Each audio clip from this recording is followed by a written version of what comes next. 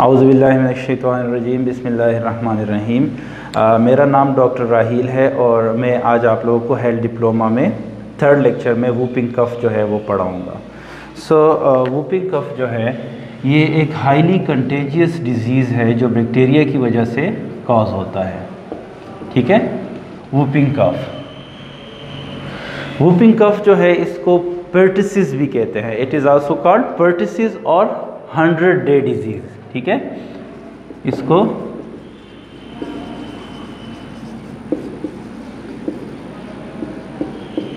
पर्टिसिस और 100-day disease. अब आप लोगों को क्वेश्चन होगा इसको पर्टिसिस क्यों कहते हैं, इसको 100-day डिजीज़ क्यों कहते हैं।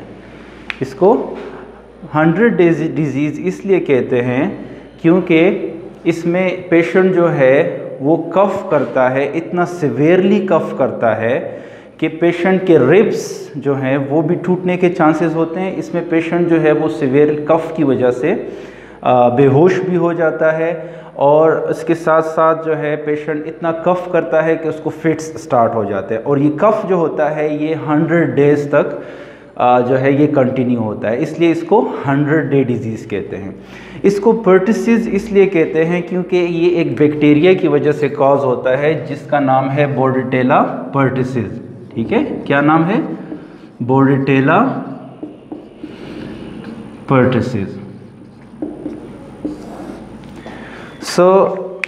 दो चीज़ें हमने पढ़ी। ठीक है, इसको पर्टिसिस कहते हैं। पर्टिसिस क्यों कहते हैं? क्योंकि ये एक बैक्टीरियल डिजीज़ है जो कि बैक्टीरिया की वजह से कॉज होता है। कौन से बैक्टीरिया की वजह से? बोर्डेटेला पर्टिसिस, इसलिए इसको पर्टिसिस भी कहते हैं और इसको 100-day डिजीज़ भी कहते हैं। 100-day डिजीज़ इसको इसलिए कहते हैं क्योंकि इट में लास्ट फॉर 10 और मोर वीक्स, इसलिए ये कफ जो है ये 100-day डिजीज़ कॉज होता है।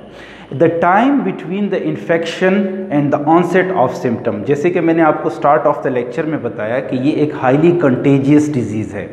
कंटेजियस डिजीज़ किसे कहते हैं?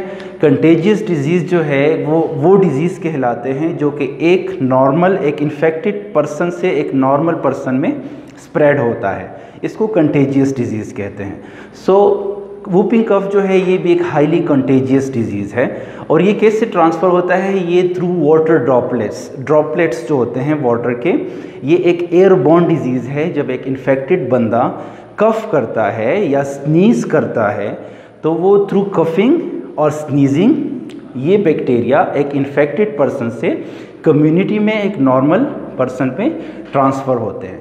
तो this disease is called contagious disease because ये एक इन्फेक्टेड पर्सन से नॉर्मल पर्सन में थ्रू कफिंग और स्नीजिंग ये ट्रांसफ़र होता है। इंट्रोडक्शन के बाद अब साइंस और सिम्टम्स में हम जाते हैं कि साइन और सिम्टम्स, अलामात इन डिजीज़ के क्या क्या हो सकते हैं।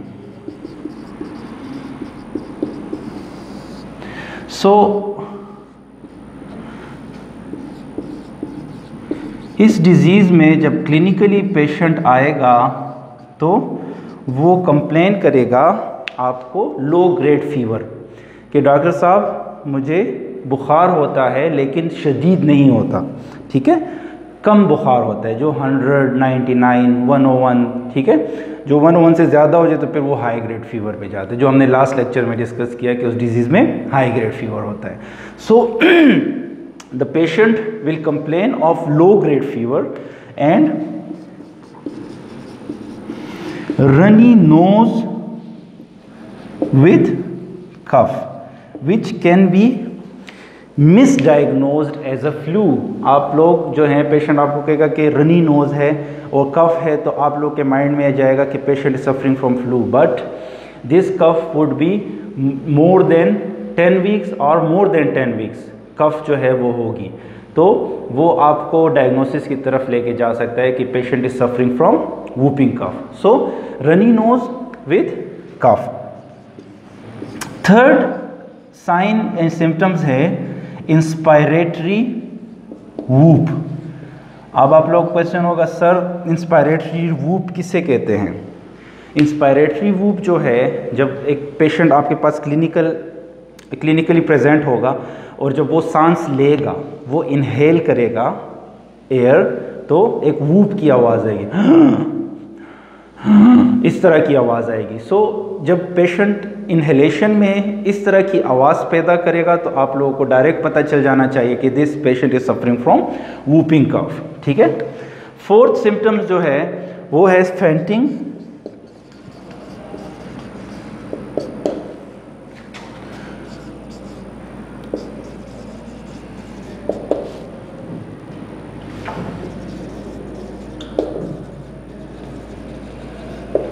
फोर्थ सिम्टम्स इज फेंटिंग और vomiting after coughing. So fainting और वोमिटिंग आफ्टर कफिंग का मतलब है, जो मैंने स्टार्ट ऑफ द लेक्चर में आपको बताया, कि पेशेंट इतना सिवियरली कफ करेगा, इतना सिवियरली वो खांसेगा कि या तो जो है वो बेहोश हो जाएगा, ठीक है, या तो उसकी उल्टियाँ स्टार्ट कर देगा, और इतना सिवियर कफ होता है कि बाज़ औक़ात उनके रिब्स जो हैं ये भी फ्रैक्चर हो जाते हैं बिकॉज ऑफ द कफ। ठीक है। सो लास्ट साइन सिम्टम्स जो हैं वो हैं रिब फ्रैक्चर और यूरिनरी इनकॉन्टिनेंस, ठीक है, और हर्निया। ठीक है। सो रिब फ्रैक्चर मैंने बताया कि इतना सिवियरली कफ करेगा, सिवियर कफ की वजह से पेशेंट जो है वो रिब फ्रैक्चर भी हो सकता है। यूरिनरी इनकॉन्टिनेंस कहते हैं कि पेशेंट जो है उसका कंट्रोल लूज़ हो जाएगा और वो किसी भी जगह पे पेशाब कर सकता है। सो कफ की वजह से उसके मसल्स जो हैं वो स्फिंक्टर मसल्स जो होते हैं, जो कि यूरिन को कंट्रोल करते हैं और आपको मदद देते हैं कि आप वॉशरूम तक जा सकें। सो इन मसल्स को पे वो पेशेंट कफ की वजह से अपना कंट्रोल लूज़ कर देता है और वो उससे किसी भी जगह पे पेशाब निकल सकता है। हर्निया किसे कहते हैं? हर्निया भी जो आपका मेम्ब्रेन है, एब्डोमेन मेम्ब्रेन, वो भी रप्चर हो सकता है because of the cough. So these are some of the signs and symptoms जो कि बहुत ईजी हैं और बिल्कुल इसमें डिटेल में मैंने डिस्कस कर दी। So now moving toward the causes of the whooping cough.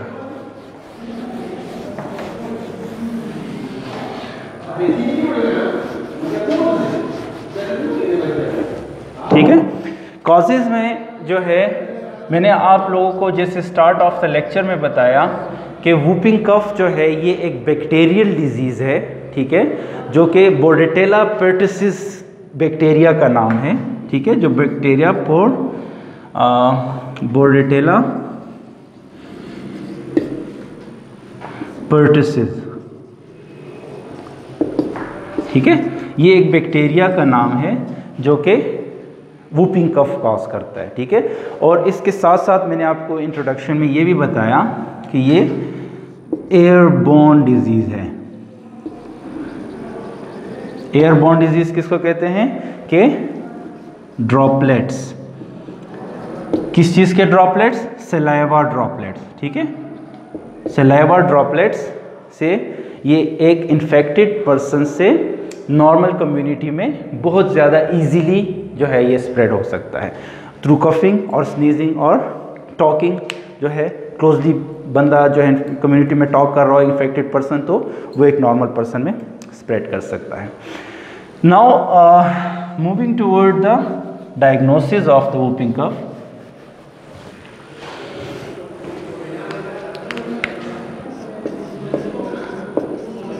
Diagnosis में हम टू टाइप ऑफ डायग्नोसिस में आप लोगों को बताता हूँ। एक होता है लेबॉर्ट्री इन्वेस्टिगेशन, कि आप लेबॉर्ट्री में कौन कौन से इन्वेस्टिगेशन कर सकते हैं जिसके बेस पे आप वूपिंग कफ डायग्नोस कर सकते हैं। एक क्लिनिकली आप पेशेंट को देख रहे होते हैं कि पेशेंट में क्या क्या ऐसे सिम्टम्स हैं जो आपको लीड करते हैं towards the diagnosis of the whooping cough. So clinically जो है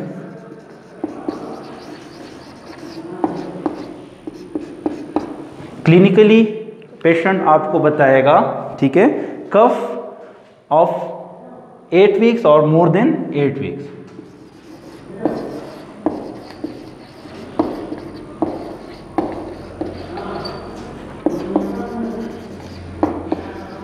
मैंने बताया आपको, इसको 100 डे डिजीज़ इसलिए कहते हैं कि इसमें 8 वीक्स और मोर देन 8 वीक्स का कफ होता है, ठीक है।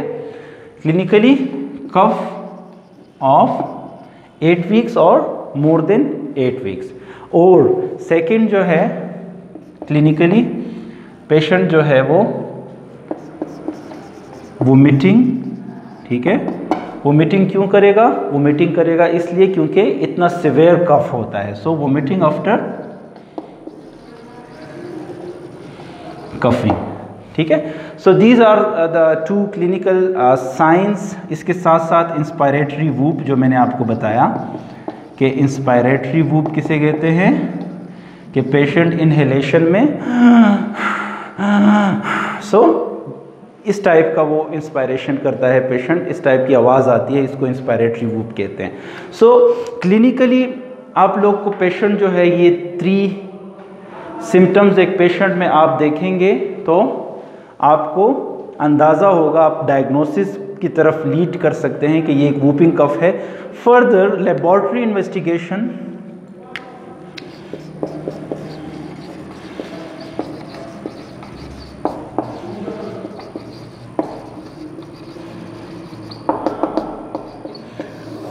लेबॉर्ट्री इन्वेस्टिगेशन में हम पेशेंट से नेज़ोफेरेंजियल स्वेब लेते हैं, ठीक है। नेज़ोफेरेंजियल स्वेब एक स्वेब होता है जो कि हम नेज़ोफेरेंक्स से पेशेंट की जो है नाक से अंदर वो स्वेब करके ऊपर वो स्वेब लेके हम एक न्यूट्रिएंट मीडियम पे, इस मीडियम का नाम है एक नेज़ोफेरेंजियल स्वाब लेते हैं, ठीक है। और उसको हम एक न्यूट्रिएंट मीडियम जिसका नाम है बॉर्डेड,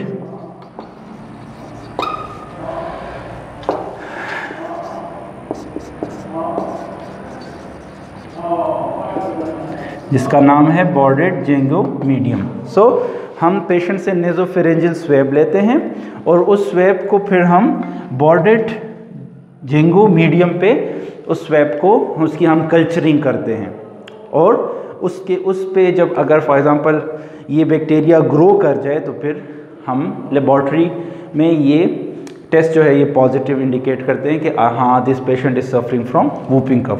सेकंड लेबॉर्ट्रिकल इन्वेस्टिगेशन जो है वो हम थ्रू PCR भी कर सकते हैं, इसको पॉलीमरेज चेन रिएक्शन कहते हैं, ठीक है। सो थ्रू PCR भी हम जो है ये वूपिंग कफ को डायग्नोस कर सकते हैं। ये 2 चीज़ें हम कब करेंगे? ये 2 चीज़ें हम कर सकते हैं फर्स्ट 3 वीक्स में हम ये टेस्ट कर सकते हैं, तभी इस टेस्ट की सिग्निफिकेंस हमें मिलेगी। फर्स्ट 3 वीक्स के बाद ये टेस्ट जो है इन टेस्ट का कोई फ़ायदा नहीं, क्योंकि this bacteria want grow on this medium and यहाँ पे हमेशा नेगेटिव आएगा। सो हम ये दोनों टेस्ट फर्स्ट 3 वीक्स में कर सकते हैं और फर्स्ट 3 वीक्स में एक वूपिंग कफ के पेशेंट में ये टेस्ट पॉजिटिव आएंगे, ठीक है। ये अलामात आप throughout the whooping cough patient को जो है उसमें ये देख सकते हैं क्लिनिकली। अच्छा, एक और बात मैं आपको बताऊं कि जो ये वोमिटिंग है, इंस्पायरेटरी वूप है और कफ ऑफ 8 वीक्स और मोर देन 8 वीक्स, ये 3 क्लिनिकल जो क्लिनिकली पेशेंट प्रेजेंट करता है आपको, तो ये 3 सिम्टम्स जो हैं it is enough to diagnose the whooping cough. फिर उसको कंफर्म करने के लिए फिर आप फर्दर नेज़ोफेरेंजियल स्वेब उसमें कल्चरिंग करते हैं और या PCR पॉलीमरेज चेन रिएक्शन से। Now moving toward the prevention and treatment.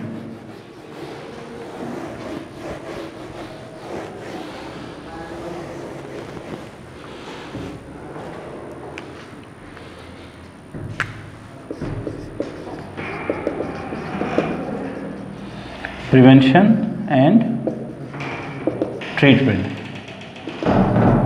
कि हम इससे ख़ुद को बचा कैसे सकते हैं और इसका इलाज क्या है। सो प्रिवेंशन में एक वैक्सीन आती है, इसमें हम जिसको पर्टिसिस वैक्सीन कहते हैं, और वो पर्टिसिस वैक्सीन जो है वो रिकमेंड जो है हुआ है बाय वर्ल्ड हेल्थ ऑर्गेनाइजेशन की तरफ से कि ये हर इंडिविजुअल को लगे, ताकि ये वूपिंग कफ जो है, जैसे मैं आपको बताया हाईली कंटेजियस डिजीज़ है, जैसे कि आजकल कोविड-19 है, इसी तरह वूपिंग कफ जो है ये भी हाईली कंटेजियस डिजीज़ है। तो इसीलिए वर्ल्ड हेल्थ ऑर्गेनाइजेशन ने ये रिकमेंड किया है कि इट शुड बी मतलब जितने इंडिविजुअल्स हैं वो वैक्सीनेट होने चाहिए वूपिंग कफ के लिए। तो पर्टिसिस वैक्सीन इसको कहते हैं, ठीक है। And pertussis vaccine is recommended by WHO means world health organisation. So जैसे कि आजकल कोविड वैक्सीन है, Covid vaccine is also recommended by WHO to stop the spread of the COVID-19, to prevent it from the epidemic. So pertussis vaccine हम लगाते हैं इसको spread होने से बचाने के लिए। नाउ ट्रीटमेंट में हम पेशेंट को प्रिस्क्राइब करते हैं एंटीबायोटिक, एंटीबैक्टीरियल ड्रग्स, एंटीबायोटिक्स जिसको कहते हैं, ठीक है, जो कि पाकिस्तान में बहुत ज़्यादा यूज़ होता है एंटीबायोटिक्स। सो एंटीबायोटिक्स में हम पेशेंट को एरिथ्रोमाइसिन,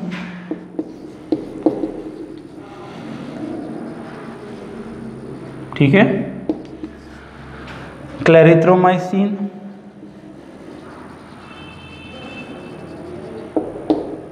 एंड एजिथ्रोमाइसिन, ये 3 एंटीबायोटिक्स जो हैं ये हम प्रिस्क्राइब कर सकते हैं। टिपिकली हम ये रिकमेंड करते हैं for the treatment of whooping cough. So short term antibiotics में हम एजिथ्रोमाइसिन जो है ये हम 3 to 5 डेज़ के लिए प्रिस्क्राइब करते हैं, ठीक है, एजिथ्रोमाइसिन, ठीक है। और एरिथ्रोमाइसिन और क्लैरिथ्रोमाइसिन ये हम प्रिस्क्राइब करते हैं for 10 to 14 days. So these are the treatment of whooping cough. जो हम over the counter cough medications हैं वो हम प्रिस्क्राइब नहीं करते।